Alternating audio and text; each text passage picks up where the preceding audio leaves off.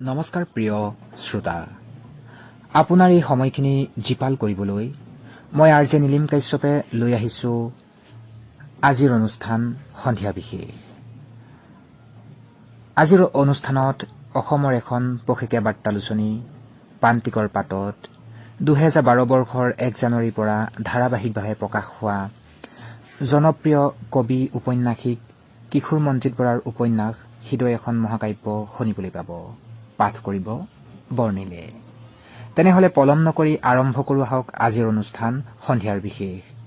যদি আপোনালোকে আমাৰ ইউটিউব চেনেল চাইনিং অনলাইন ৰেডিঅ'ৰ ছাবস্ক্ৰাইব কৰা নাই তেন্তে ছাবস্ক্ৰাইব কৰি থব আৰু বেল আইকনটো প্ৰেছ কৰি দিব আৰু আমাৰ Facebook page shining online radio' like কৰিব, ইনষ্টাগ্ৰামতো ফ'ল' কৰিব পাৰিব। তেনেহলে শুনো আহক আজিৰ সন্ধিয়াৰ বিশেষ অনুষ্ঠানত উপন্যাস পাঠ। কিশোৰ মঞ্জিত বৰাৰ উপন্যাস হৃদয় এখন মহাকাব্যৰ খণ্ড অনুযায়ী পাঠ কৰিবলৈ আগবাঢ়িছোঁ কথা দিয়াৰ মতে। ক'ৰবাত যদি ভুল ভ্ৰান্তি হয় তাৰ বাবে আগতীয়াকৈ ক্ষমা বিচাৰিছোঁ। হৃদয় এখন মহাকাব্য খণ্ড 1। এটা ৰিকুৱেষ্ট, মোক তই কবানে? মুহূৰ্তৰ বাবে এৰি অহা দিনৰ অলেখ ছায়াছবিয়ে মোৰ মনত বিজুলী খেলি গ'ল। কোন এই নাৰী? কণ্ঠত ইমান নিবিড় সাহচৰ্য, আৱেগঘন মমতাৰ স্বৰ। কিছুমান নাৰীৰ হৃদয়ৰ আকুতি কি নিৰ্মল, মৰ্মচুম্বী। নাৰীৰ হৃদয়ে সমুদ্ৰযাত্ৰাৰ কম্পাছ যন্ত্ৰৰ দৰে পদে পদে পুৰুষৰ জীৱন পৰিচালিত কৰে। সোঁৱৰণিৰ মায়াবী কোলাত দুচকু মুদি নীৰৱে উচ্চাৰণ কৰিলোঁ, তই তই তই। এয়া কেৱল এটা শব্দ, এটা সম্বোধন অথবা মুহূৰ্তৰ অনামী উন্মাদনা নহয়। এয়া জাক জাক স্বপ্নমগ্ন তৰুণ তৰুণীৰ হৃদয়তম ভাষা। তই ডিব্ৰুগড় বিশ্ববিদ্যালয়ৰ সমাৰ্থক। নাহৰৰ মন্ত্ৰমুগ্ধ আকাশৰ তলত এই অনাবিল কৰ্তৃত্বই প্ৰতীয়মান কৰিব খোজে উচ্চতাৰ সীমা কেৱল আকাশৰ নীলা নহয়। শাৰী শাৰী নাহৰে ৰঙাই তোলা এজাক উচ্ছল যৌৱন। যৌৱনে কেৱল উৰিব খোজে, যি উৰণৰ লগত একাকাৰ হৈ আছে অন্বেষণ আৰু কৃচ্ছ সাধনাৰ স্বৰ্ণ স্বাক্ষৰ। যৌৱনৰ মাজত অনুভূত হয় জীৱনৰ নিবিড় কথন, প্ৰাণৱন্ত প্ৰজ্ঞা আৰু সৃষ্টিৰ কুণ্ডত কটা উন্মাদনা। আৰু সেই নাৰী, মৰহা বকুলৰ মাজতো প্ৰাণৰ স্পন্দন বিচাৰি পোৱা সেই নাৰী পৃথিৱীৰ নিষ্পাপ সাৰল্য, কৰ্তৃত্ব আৰু অধিকাৰবোধৰ কোমলতম কবিতা, হৃদয়ৰ দীপাধাৰ। অতীত সদায় মায়াবী উন্মাদনা আৰু অন্তৰ্লীন বিষাদৰ উৎস। নাহৰৰ তলত খন্তেক থমকি ৰওঁতে ছাঁ পোহৰৰ সেই নাৰীয়ে মোক ফুচফুচাই ক'লে, হৃদয় এখন মহাকাব্য, মানৱতাৰ বচনাতীত আনন্দ। এই মহাকাব্যখনৰ মৰ্মোপলব্ধিৰ বাবে নিজকে নাহৰৰ ফেনিল সাগৰত পাৰি দিলোঁ। সুদীৰ্ঘ 5 বছৰৰ আগৰ কথা। পৃথিৱীত এদিন মানুহৰ ভাৱ প্ৰকাশৰ আটাইবোৰ ভাষা শেষ হৈ যাব পাৰে, কিন্তু তাৰ পাছতো মানুহ থাকিব, হৃদয় থাকিব, নীৰৱতা বাজিব, চকুপানী সৰিব, স্মৃতিভাৰাতুৰ মানুহে চকুলোৰে সাগৰ বোৱাব আৰু সেই সাগৰেদি এদিন নিৰিবিলি জোনাক নিশা উভতি আহিব জাক জাক স্বপ্নৰ নাবিক প্ৰেমৰ বাবে। সৃষ্ট হ'ব হৃদয়ৰ চিৰায়ত মহাকাব্য। পৃথিৱীৰ মানুহৰ চকুপানীৰ ভাষা কোনোকালে লুপ্ত হৈ নাযায়। জীৱন হেৰাই কেতিয়াবা। মোৰ জীৱনো ক্ষণিকৰ বাবে হেৰাইছিল। যৌৱনৰ সেই জোনাকী উপবনত উচ্ছল জীৱন ক'ৰবাত থমকি ৰৈছিল, ঠিক মেঘৰ আঁৰত সোণাৰুবুলীয়া জোন ডুব যোৱাৰ দৰে এপলক। অপ্ৰত্যাশিতভাৱে জীৱনে কেতিয়াবা সৃষ্টিৰ অনন্য ভূমিয়েদি বাট বুলিবলৈ আৰম্ভ কৰে। অকস্মাত জীৱন বাটৰ জোনাকীয়ে মানুহক আকাশৰ বিস্তীৰ্ণ নীলালৈ ধাবিত কৰে। জীৱনে পায় গতি। মনে দুৰন্ত পক্ষীঘোঁৰাৰ গতিৰে অন্বেষণ কৰে জীৱনৰ কাব্যপাঠ। মায়াবী মমতাৰ স্পৰ্শত জীৱনে পায় হেৰুৱা স্পন্দন। স্বপ্নৰ DU অৰ্থাৎ ডিব্ৰুগড় ইউনিভাৰ্চিটিক পাহৰণিৰ নৈত এৰি দিয়া মুহূৰ্ততে নাহৰে মোৰ হৃদয়ত আকৌ এবাৰ তীব্ৰ জোকাৰণি তুলিলে। ক্ৰমশ এই জোকাৰণি এজাক প্ৰচণ্ড ধুমুহালৈ পৰ্যবসিত হ'ল এষাৰ স্নিগ্ধ নিৰ্জন প্ৰাণৱন্ত মাতৰ মমতাত। এটা ৰিকুৱেষ্ট, মোক তই কবানে? DUৰ পৰা সহস্ৰ যোজন নিলগত এই ৰাতি মোৰ মন গহনত বাৰে বাৰে অনুৰণিত হ'ল এটা শব্দ, তই তই তই। ঠিক সমুদ্ৰৰ উপকূলত উপৰ্যু পৰি চঞ্চল ঢৌৱে খুন্দা মৰাৰ দৰে। পাহৰণিৰ সেই কল্যাণী নাৰীৰ নাম অদিতি বৰ্মন। মোৰ বিশ্ববিদ্যালয়ৰ 2 বছৰীয়া জীৱনৰ লগত প্ৰতিজোপা নাহৰৰ লগত এই নাৰী সুবিমল ছাঁৰ দৰে বিজড়িত হৈ আছে। এই মুহূৰ্তত দ্বিধাহীনভাৱে স্বীকাৰ কৰোঁ, কেৱল অদিতিৰ বাবেই মোৰ এয়া হৃদয় সংবেদী উভতনি। নাৰী সোঁৱৰণিৰ চিৰন্তন শিল্প। অদিতি বৰ্মন, এৰা সেই নাৰী মোৰ জীৱনৰ এটা নিলিখা কবিতা। জীৱনৰ জলধি তীৰত ছাঁ পোহৰৰ ক্ষীণ সুৰুঙাই দি লগ পোৱা প্ৰেমৰ এচলো স্নিগ্ধ জোনাক, যাৰ স্মৃতিয়ে মনৰ গভীৰত বিষাদৰ জোৱাৰ তুলিলে। লগে লগে এজাক দুৰন্ত যৌৱনৰ উচ্ছল হাঁহিৰে পৰিবেষ্টিত স্বপ্নৰ মায়াৰাজ্যলৈ ঢাপলি মেলিলোঁ। 5 বছৰৰ আগৰ DUলৈ, য'ত এতিয়াও ফৰিং ফুটা জোনাকৰ দৰে জিলমিলাই আছে আমাৰ হৃদয়ৰ অনেক আৱেগ আতুৰ জোনাকী। ভালপোৱাৰ গধূলি গোপাল। ৰাতি 10 বাজি গৈছে, বাহিৰত পাতল বৰষুণ। ক'ৰবাত জিলিৰ নেকনেকীয়া মাত এটা সৰিছে। পৃথিৱী নিস্তব্ধ। এয়া মই দুচকু মুদি উভতি গৈছোঁ 5 বছৰ আগৰ বিশ্ববিদ্যালয়লৈ, হৃদয় মহাকাব্যৰ সেই নিলিখা পৃষ্ঠাবোৰৰ উমাল বুকুলৈ। সেয়া নাহৰৰ মাজে মাজে উদ্ভাসিত হৈ উঠিছে এগৰাকী বিৰিণা পাতৰ দৰে ৰিজু শৰীৰৰ হাস্যময়ী নাৰী, অদিতি বৰ্মন। 2005 চন, ডিব্ৰুগড় বিশ্ববিদ্যালয়। অক্টোবৰ মাহৰ পুৱাৰ ৰ'দত নাহৰ গছত ওলমি থকা কুঁৱলীৰ চাদৰ জিলিকিছে। আজি বিশ্ববিদ্যালয়ৰ নতুন ছেছনৰ প্ৰথম দিন। দুৱৰা চুকৰ পৰা আহি 2টা পকী খুঁটাৰ মাজৰ ঠেক বাটটোৱেদি আগবাঢ়িলোঁ। বটানিকেল গাৰ্ডেন পাৰ হৈ এবাৰ গন্তব্যস্থানলৈ চাই পঠিয়ালোঁ। সন্মুখৰ বিল্ডিংটোৰ ওপৰ মহলাৰ এঠাইত লিখা আছে, অসমীয়া বিভাগ, ডিব্ৰুগড় বিশ্ববিদ্যালয়ৰ। মোৰ কাষেদি স্বপ্ন সন্ধানী ডেকা গাভৰুৰ এটা স্ৰোত পাৰ হৈ গ'ল। ধীৰ খোজেৰে আগবাঢ়ি গ'লোঁ। ক্ৰমশ সন্মুখৰ ফলকখনত বিভাগৰ নামৰ পৰিৱৰ্তে ভাস্বত হৈ উঠিল 3টা কুণ্ডত কটা বৰ্ণ, জীৱন, যাৰ অন্য নাম গতি। বিভাগৰ আশে পাশে ঠিক বুৰঞ্জী বিভাগৰ সন্মুখৰ পৰাই ছাত্ৰ ছাত্ৰীৰ ভিৰ। ছিনিয়ৰৰ ব্যস্ততা, জুনিয়ৰৰ মনত মেঘ, শংকা আৰু অহেতুক উন্মাদনাৰ মেঘ।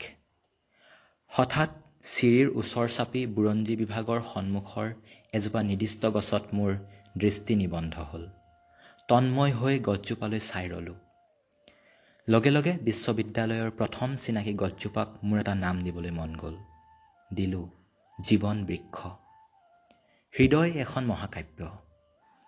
ইয়াত সেই মহাকাব্যৰ আজিৰ পৰা সূত্ৰপাত হ'ব। মোৰ লগে লগে দ্ৰোণাচাৰ্যৰ ওচৰলৈ অহা কিশোৰ কৰ্ণলৈ মনত পৰিল। কৰ্ণৰ দৃঢ়তাই মোৰ স্বপ্ন আৰু চেতনাক প্ৰতিনিয়ত সমৃদ্ধ কৰি ৰাখিছে। মইতো দ্ৰোণাচাৰ্যৰ ওচৰলৈ নাই অহা। মই আহিছোঁ পৰশুৰামৰ সেই খ্যাতিমন্ত অস্ত্ৰ চালনাৰ বিশ্ব দৰবাৰলৈ, য'ত কেৱল পোহৰৰ দীপাৱলী। চিৰিয়েদি ওপৰলৈ উঠিলোঁ। উঠোতেই অসাৱধানবশতঃ এজন ক্ষীণমীন মানুহৰ লগত খুন্দা খালোঁ। কোনোবা তলখাপৰ কৰ্মচাৰী যেন লাগিল। পাছত গম পালোঁ, সাধাৰণ পোছাক পৰিহিত সেইজন আছিল ডক্টৰ বসন্ত কুমাৰ শৰ্মা ছাৰ। ধেৎ, এটা খুন্দাৰেহে সপোনৰ বিভাগটোৱে মোক সম্ভাষণ জনালে। প্ৰথম দিনাই খুন্দা খালোঁ যেতিয়া, ভৱিষ্যতে। এনেতে এখন বিশাল প্ৰাচীৰ পত্ৰিকাত চকু পৰিল। নামটো সমলয়। খুব ধুনীয়াকৈ নান্দনিক ৰূপত সজোৱা হৈছে পত্ৰিকাখন। মোৰ হৃদয়ৰ একান্ত আপোন বৰ্ণমালাবোৰ গ্লাছৰ ভিতৰত জকমকাই থকা দেখি বুকুৱেদি কিবা এটা অনামী শিহৰণ বৈ গ'ল। বিভাগ সংলগ্ন দীঘল কৰিডৰটোত ছিনিয়ৰৰ উৎসুক মুখৰ হাঁহি। কৰিডৰটো য'ত থমকি ৰৈছে তাৰ সন্মুখৰ দেৱালত আন এখন সৰু প্ৰাচীৰ পত্ৰিকা। ওপৰত দুটা শব্দ লিখা আছে, আজিৰ কবিতা। তলত এখিলা ফুলস্কেপ কাগজত গোট গোট আখৰেৰে এটা হাতে লিখা কবিতা। কবিতা, মোৰ হৃদয়ৰ আটাইতকৈ কোমল ফুলপাহৰ নিগাজী ঘৰ সেয়া। সৃষ্টিৰ বিপুল উৰ্মি আলোড়নে মোক বিভাগলৈ আদৰণি জনালে। আশ্চৰ্য উন্মাদনাৰ প্ৰথমটো জোৱাৰ বুকুত সামৰি দুৱাৰখন খুলি ফাৰ্ষ্ট ছেমৰ শ্ৰেণীকোঠাত প্ৰৱেশ কৰিলোঁ। পৰিপাটি কোঠাটো ইতিমধ্যে অনেক সহপাঠীৰে ভৰি পৰিছে। জীৱনৰ এই বিশাল প্ৰাংগণত উপবিষ্ট হৈ মুহূৰ্তৰ বাবে ৰৈ গ'লোঁ। মোৰ সন্মুখত কিমান নতুন মুখ, কিমান নিৰবিচ্ছিন্ন সাধনাৰ অন্তত আমি প্ৰত্যেকেই এই সুউচ্চ মঞ্চখনত উপনীত হৈছোঁ। প্ৰত্যেকেই স্থূল পৰিচয় পাহৰি হৃদয়ৰ মণিজৰীৰে বান্ধিব খুজিছোঁ মন, মমতা, চিন্তা। মই বাৰু এই মঞ্চখনত নিজকে মহাৰথী কৰ্ণৰূপে প্ৰতিপন্ন কৰিব পাৰিমনে? নিজৰ পৰা নিজক বিচাৰি উলিয়াব পৰাটো সমুদ্ৰ গৰ্ভৰ পৰা মুক্তা আহৰণ কৰাৰ দৰেই অৰ্থবহ। হৃদয়ৰ নিভৃত কোণত হঠাৎ এটা মুগ্ধ শব্দ তৰংগায়িত হ'ল, কৃষ্ণ।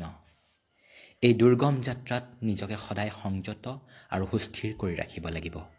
মহাকাব্যই মোক বাৰে বাৰে কৈছে, জীৱনৰ আন নাম সন্তুলন, সংযম। ঐ আফা, তাত ৰৈ এক্সট্ৰা দিছ যে, তোক ঢোল বজাই আদৰি আনিব লাগিব নেকি? ছিনিয়ৰে ধমক দি কোৱা দুটা সম্পূৰ্ণ অপৰিচিত আৰু আমাৰ অভিধানত নথকা আচহুৱা শব্দই মোক কল্পনা ৰাজ্যৰ পৰা বাস্তৱলৈ উভতাই আনিলে। এই এক্সট্ৰা আৰু আফা মানে কি? দেৱালত কেইজনমান ছাত্ৰ ছাত্ৰীয়ে কিয় নাক লগাই ৰৈ আছে? সন্মুখৰ বেঞ্চৰ ছাত্ৰীগৰাকীয়ে কিয় বাৰে বাৰে শুদ্ধ ৰূপত ক'বলৈ চেষ্টা কৰিছে, চাহপানী তপতালে তপতাবি, নতপতালে নতপাবি। চৰি দেই। কিয় এই বাক্যটোৰ শেষৰ শব্দ দুটাৰ উচ্চাৰণত তেওঁৰ জিভাই অসহযোগ কৰিছে? এনেকুৱা অজস্ৰতা উত্তৰহীন কিয় মনত লৈ লাহে লাহে শেষৰ খালী বেঞ্চখনলৈ আগবাঢ়িলোঁ। পৰিস্থিতিটো বুজিবলৈ মোৰ অধিক সময় নালাগিল। এয়া ছিনিয়ৰৰ পৰিচয় পৰ্ব চলিছে। এনেতে দেখিলোঁ দেৱালৰ কাষত বহা চুৰিদাৰ পৰিহিতা সহপাঠী এগৰাকীয়ে হুকহুকাই কান্দিছে। ছিনিয়ৰ বা এগৰাকীয়ে তাইক ধমক দি কৈছে, ঐ, এইদৰে কান্দি ৰণ জিকিলে নহ'ব, বুজিছ? আছামিজ ডিপাৰ্টমেণ্টত পঢ়িবলৈ হ'লে চুৰিদাৰ নচলিব। কাইলৈৰ পৰা চাদৰ মেখেলা পিন্ধি আহিবি। কান্দুৰি বহ।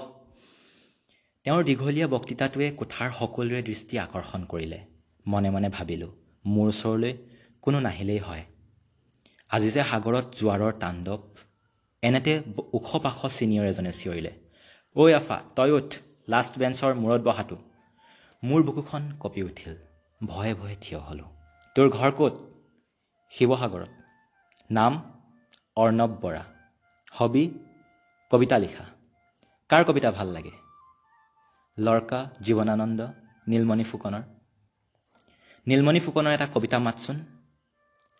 লগে লগে মোৰ হৃদয়ত বাজি উঠিল সাগৰতলীৰ সেই প্ৰাচীন শংখ। মই শান্তভাৱে মাতি গ'লোঁ। মুঠি মুঠিকৈ কাটি তোৰ ঢেকীয়াৰ আঙুলি, আজাৰৰ আন্ধাৰত তয়ে বেচ। বাই, তোৰ কোন গাঁৱত ঘৰ? মৰেনে মানুহ তাত? ঢাপত ৰোৱনে আকন গছ, পুখুৰীত জীয়াৱনে মাছ? মানুহটো বাৰু তোৰ আহিল নে ঘূৰি? মাজৰাতি বেৰৰ জলঙাৰে সোমাইনে নদী? বাই, তোৰ আখলৰ লাওৰ খোলাত সাঁচ দিন, উজাগৰ দুচকুৰে জ্বলাও পদূলিৰ কাঞ্চন গছৰ আন্ধাৰ। বাই, তোৰ কোন গাঁৱত ঘৰ? পিন্ধনে জেতুকা তই ফাটি যোৱা কলিজাত? কোঠাটো লাহে লাহে কাহ পৰি জিন গ'ল। কবিতাটো শেষ কৰি বিজয়ী যোদ্ধাৰ দৰে অনুভৱ কৰিলোঁ। যুদ্ধ কিমান ভয়াৱহ আছিল। 10 বজাৰ লগে লগে ক্লাছ আৰম্ভ হ'ল। ক্লাছ মানে ছাৰ বাইদেউসকল আহি বিশ্ববিদ্যালয়লৈ বিভাগলৈ আমাক সস্নেহ সম্ভাষণ জনালে।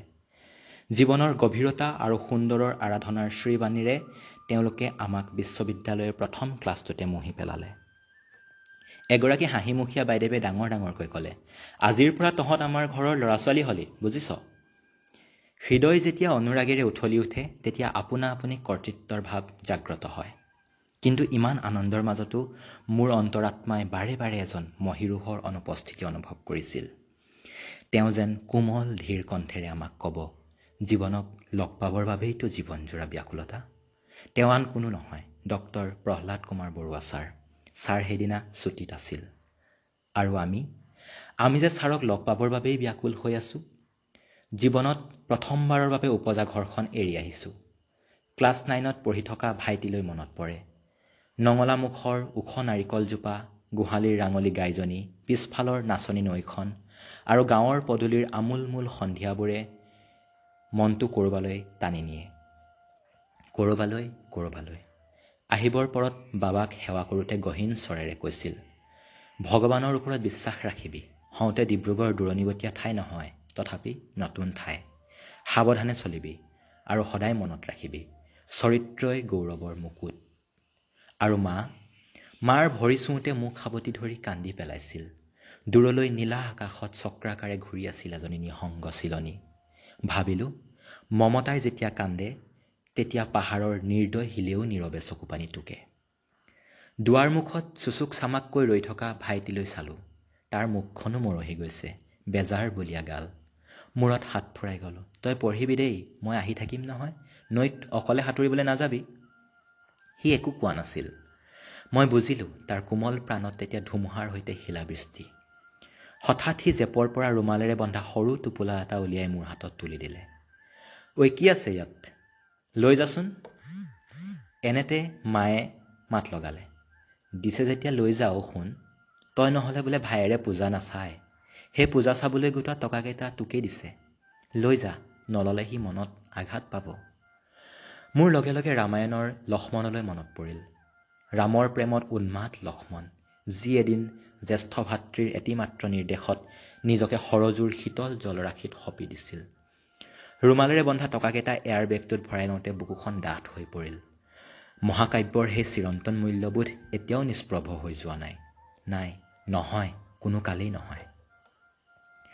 দূৰণিৰ আকাশত তেতিয়াও চিলনীজনী অবিৰাম ঘূৰি আছে চক্ৰাকাৰে। হেলনীয়াকৈ ডেউকা মেলি চিলনীজনীয়ে এটা কাউৰীৰ ৰূপ লৈছে। তাৰ এই ৰূপান্তৰৰ অন্য নাম উচ্চতা, জীৱন উত্তৰণ। কি ভাবি আছা অৰ্ণৱ? ঘৰলৈ মনত পৰিছে? টেবুলত ধোঁৱা বলি থকা চাহ দুকাপ থৈ ৰুমমেট প্ৰদীপ্তই সুধিলে। তোমাৰ নপৰে? কিয় নপৰিব? বেছিকৈ মনত পৰে ভণ্টিলৈ। ভণ্টিলৈ? অঁ, এইবাৰ কলেজলৈ গৈছে। মোৰ লগত অনবৰতে কাজিয়া কৰি থাকে। কাজিয়া? মৰমৰ কাজিয়া, ভিতৰি খুব মৰম, বুজিছা। মই নাখালে তাই ভাতেই নাখায়। দেউতাই কয় তাইক বিয়া দিলে মই বোলে লগত যৌতুক হৈ যাব লাগিব। মুহূৰ্ততে নিজম কোঠাটো দুজন প্ৰবাসী বন্ধুৰ হাঁহিৰে মুখৰিত হৈ পৰিল। সঁচাই সন্ধিয়াৰ এই ধূম্ৰায়মান চাহকাপৰ দৰেই নিভাঁজ বন্ধুত্বই দেহ মন আলোড়িত কৰি তোলে। প্ৰদীপ্ত ল'ৰাটো অমায়িক, তিনিচুকীয়াত ঘৰ, তাৰ ডিপাৰ্টমেণ্ট হিষ্ট্ৰী।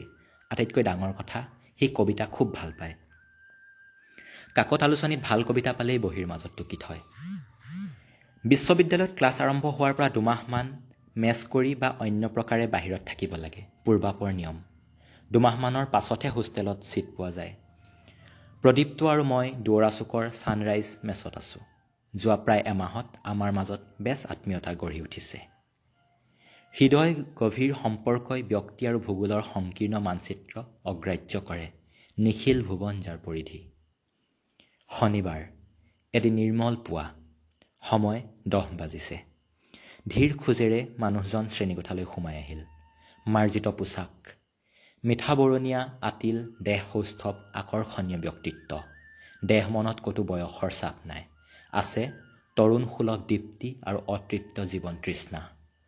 আটাইয়ে থিয় হৈ নমস্কাৰ জনালোঁ। টেবুলৰ ওপৰতে ৰেজিষ্টাৰ বুকখন থৈ তেওঁ কিছু সময় নয়ন জোৰাই আমালৈ চাই ৰ'ল। অনন্য দৃষ্টি, ওঠত দেৱশিশুৰ নিষ্পাপ হাঁহি, চকুত জীৱনৰ অপাৰ জেউতি। কিছুমান সতৃষ্ণ চাৱনিয়ে মানুহৰ হৃদয়ত মন্দিৰৰ পবিত্ৰ ঘণ্টাধ্বনি সঞ্চাৰিত কৰে। এনে মুহূৰ্তত হয়তো নিৰৱধি সময় পলকৰ বাবে স্তব্ধ হৈ যায়। তেখেত ডক্টৰ প্ৰহ্লাদ কুমাৰ বৰুৱা ছাৰ, চমুকৈ PKB ছাৰ। ছাৰৰ জীৱন বিষয়ক ৰচনা ইতিমধ্যে বিপুল সমাদৰ লাভ কৰিছে। বহু তৰুণ তৰুণীয়ে ছাৰক জীৱনৰ প্ৰেৰণা হিচাপে বাছি লৈছে।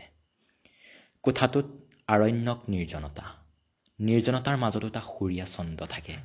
নিৰ্জনতাই কথা ক'লে হৃদয় আন্দোলিত হয়। লেকচাৰ ষ্টেণ্ডত হাত দুখন থৈ ছাৰে শান্তভাৱে আৰম্ভ কৰিলে। চৰৈৱতী চৰৈৱতী, এই মহামন্ত্ৰৰে মই তোমালোকক অভিবাদন জনাইছোঁ। যৌৱন মানুহৰ জীৱনৰ এটা বিশাল অধ্যায়। যৌৱন এহাতে দৈহিক শক্তি আহৰণেৰে জীৱনক পৰিপূৰ্ণ কৰি তোলাৰ সময় আৰু আনহাতে জীৱন জিজ্ঞাসাৰ তাৰণাত গঢ় লৈ উঠা বোধ, বুদ্ধি আৰু মেধা আহৰণৰো সময়। সেয়ে জীৱনৰ বাবে যৌৱনেই আটাইতকৈ ফলৱান সময়। মানুহৰ জীৱনৰ সুখ, দুখ, প্ৰাপ্তি, অপ্ৰাপ্তি এই সকলোবোৰ মূলতঃ নিৰ্ভৰ কৰে যৌৱনক গ্ৰহণ কৰাৰ ধৰণটোৰ ওপৰত। যৌৱনেই জীৱনৰ সৰ্বোত্তম আধাৰভূমি, যি আধাৰভূমিত জীৱনে ফুল হৈ ফুলি সুৰভি বিলায়, সুৰ হৈ বাজি চৌদিশে জীৱন মাধুৰী ছটিয়ায় আৰু জীৱনৰ স্নিগ্ধ জোনাকে নিজক উদ্ভাসিত কৰাৰ উপৰি বৃহত্তৰ মানৱ সমাজক জীৱনৰ মহাসত্যৰ পথ দেখুৱায়। এনে অৰ্থতে ক'ব পাৰি যৌৱন যেন জীৱনৰ ফুল ফুলাৰ সময়। গতিকে মৰমৰ ছাত্ৰ ছাত্ৰীসকল, আহা ঐশ্বৰ্যময় যৌৱনৰ পৰা জীৱনৰ অমৃত আহৰণ কৰোঁ। মনত ৰাখিবা, কেৱল প্ৰেমৰ বাবেই জীৱন মধুৰতম। এঘণ্টা সময় কেনেকৈ পাৰ হৈ গ'ল গমেই নাপালোঁ। ছাৰে হাতৰ ঘড়ীটোলৈ এবাৰ চালে আৰু সকলোৰে ওপৰত এটা মুগ্ধ দৃষ্টি নিক্ষেপ কৰিলে। কেইটামান নীৰৱ মুহূৰ্ত অতিবাহিত হ'ল। অপলক নেত্ৰে আমি তেখেতে যোৱাৰ ফালে চাই ৰ'লোঁ। কিছুমান মানুহৰ সাময়িক বিদায়ে হৃদয়ত অনন্ত শূন্যতাৰ সৃষ্টি কৰে। বৰুৱা ছাৰৰ পাছৰ ক্লাছটো নহ'ল। সুযোগ বুজি ছিনিয়ৰসকল সোমাই আহিল। আমাৰ ওপৰত আৰম্ভ কৰিলে মৰমৰ অত্যাচাৰ। শকত আৱত ছোৱালী এজনীয়ে বিহু নাচিছে, দুটা ল'ৰাই বিহু গীত গাই তাইক সহায় কৰিছে। কোঠাটোত হাঁহিৰ ৰোল। পাছৰ বেঞ্চত তিনিজনী ছোৱালী বহিছিল। তাৰে দুজনীৰ অৱস্থা শোচনীয়। ছিনিয়ৰে প্ৰশ্ন সুধি সুধি ব্যতিব্যস্ত কৰি তুলিছে। হঠাৎ বেঞ্চৰ মাজত বহা ছোৱালীজনীয়ে সিহঁত দুজনীৰ পুতৌ লগা অৱস্থাটো দেখিয়েই নে আন কিবা কাৰণত খুকখুকাই হাঁহি দিলে। বৰলৰ বাঁহত জুই। ঐ উঠ উঠ, কথা নাই বতৰা নাই, হাঁহি দিলি যে, ছিনিয়ৰে নিৰ্দেশ দিলে। মৰম লগা ছোৱালীজনী লাহেকৈ উঠিল।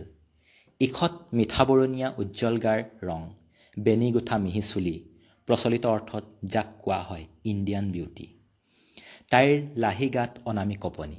বেয়া লাগিল। তাইক কিহে পাইছিল হঠাৎ হাঁহি দিবলৈ? মজা পাব এতিয়া। ঐ তোৰ নাম কি? অদিতি বৰ্মন। ঘৰ ক'ত? ডিব্ৰুগড়ৰ উষাপুৰত। কিয় হাঁহিছিলি? তাই নিমাত। কিয় হাঁহিছিলি? ইয়াত পঢ়িবলৈ আহিছ নে ক্ল'জ আপৰ এডভাৰটাইজ দিবলৈ আহিছ? হঠাৎ ছোৱালীজনীয়ে সকলোকে আচৰিত কৰি হু হুকৈ হাঁহি দিলে। ছিনিয়ৰখিনি জ্বলি উঠিল, যেন তাইক দাঁতেৰে চুবাইহে পেলাব। প্ৰচণ্ড খঙত কোনোবাই এজনে ক'লে, ঠিক আছে, তই বিভিন্ন ষ্টাইলত 10টা হাঁহি মাৰচোন। তাই সশব্দে হাঁহি দিলে। একেৰাহে প্ৰায় 3-4 মিনিট তাই হাঁহিয়েই থাকিল। কি অদ্ভুত ছোৱালী! এই ছোৱালীজনীয়ে চাগৈ জীৱনত এদিনো কান্দিয়েই পোৱা নাই। তাইৰ হাঁহিৰ উচ্ছল তৰংগই সকলোৰে হৃদয় জোকাৰি পেলালে। দেখিলোঁ তাইক ৰেগিং কৰিবলৈ অহা ছিনিয়ৰখিনি ইতিমধ্যে হাঁহি হাঁহি ফাটি পৰিছে। ক্ষীণাংগী ছোৱালীজনীলৈ চাই থাকোঁতে অনুভৱ হ'ল, মানুহে ইমান প্ৰাণৰ পৰা হাঁহিব পাৰেনে? হৃদয় কিমান নিৰ্মল হ'লে এজনী ছোৱালীৰ উচ্ছল হাঁহিয়ে সকলোৰে অন্তৰ চুই যাব পাৰে। কি ধাতুৰে গঢ়া এইজনী ছোৱালী। শেষৰ ক্লাছটো আছে, ভাষা বিজ্ঞানৰ ক্লাছ। কৌতূহলবশতঃ মোৰ পিছফালে এখন বেঞ্চৰ ব্যৱধানত বহা অদিতি নামৰ সহাস্য বদনা ছোৱালীজনীলৈ চালোঁ। তাই উদাসভাৱে খিৰিকীয়েদি বাহিৰলৈ চাই আছে। কিছুমান হাস্যময়ী নাৰীৰ অন্তৰত বিষাদৰ এটা দুৰ্লভ্য পাহাৰ থাকে। মুহূৰ্ততে অপৰিসীম ৰহস্যময়তাই মোক আৱৰি ধৰিলে। তাই আঙুলিকেইটাৰে কলমটো এনেই লিৰিকি বিদাৰি আছে। বাহ, কি ধুনীয়া আঙুলি! ছোৱালীৰ লাহি আঙুলিত গোপনে বেদ মন্ত্ৰ পুথিত হৈ থাকে। বহল দুচকুত কিবা এটা বেদনা ভৰা আকুতি। সন্মুখত আঁক এটাও নমৰা নোটবুকৰ উকা পৃষ্ঠা। নীৰৱে ভাবিলোঁ, অনবৰতে হাঁহি থকা এই কোমলমনা ছোৱালীজনীৰ বুকুতো বাৰু তেনে এটা উকা পৃষ্ঠা থাকে নেকি? থাকিবও পাৰে। কেৱল হাঁহি থকা মানুহবোৰৰ বুকুত যন্ত্ৰণাৰ এটা মন্দিৰ থাকে। ক্লাছটো শেষ হ'ল। ঠিক যেন শেষজাক বৰষুণ এইমাত্ৰ শেষ হৈ গ'ল। অনুচ্চ গুণগুণনিৰে কোঠাটো ভৰি পৰিল। এনেতে ছোৱালীজনীয়ে আগলৈ মুখখন ঘূৰাই দিলে। লগে লগে মই তাইৰ চকিত চকুত খুব লাজ লগাকৈ ধৰা পৰি গ'লোঁ। ধন্যবাদ। আজিৰ কাৰণে প্ৰথম খণ্ডটো ইমানতে সামৰণি মাৰিছোঁ। যদি আপোনালোকে ভাল পাইছে তেতিয়াহ'লে কমেণ্টত জনাব। আজিৰ বাবে শুভৰাত্ৰি সকলোকে। কালিলৈ পুনৰ আমি দ্বিতীয় খণ্ডটো কাইলৈ পাঠ কৰি দিম। প্ৰিয় শ্ৰোতা, হৃদয় এখন মহাকাব্যৰ প্ৰথম খণ্ডটি শুনি কেনে পালে আপোনালোকে জনাবলৈ নাপাহৰিব। তেনেহ'লে আজিৰ সন্ধিয়া বিশেষ অনুষ্ঠানৰ পৰা নীলিম কাশ্যপক বিদায় দিয়ক। শুভৰাত্ৰি।